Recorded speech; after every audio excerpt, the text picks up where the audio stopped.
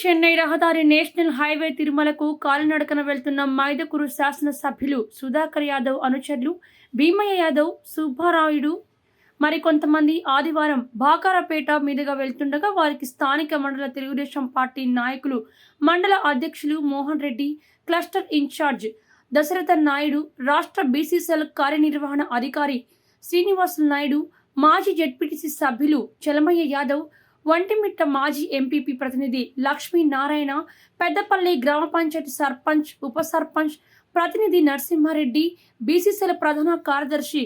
కృష్ణ యాదవ్, గాలి సుబ్బయ్య వారికి ఘనంగా శాలువాతో సత్కరించి గజమాలు వేశారు. ఈ సందర్భంగా శ్రీనివాసులు మాట్లాడుతూ, పుట్ట సుధాకర్ యాదవ్ ఎమ్మెల్యే గెలుపొందాక వారి అభిమానులు పాదయాత్రగా తిరుమలకు వెళ్లడం చాలా సంతోషకరమని, మంచితనానికి మారుపేరుగా ఉన్న ఎమ్మెల్యే సుధాకర్ యాదవ్ భవిష్యత్తులో మరెన్నో పదవులు అలంకరించాలని కోరారు.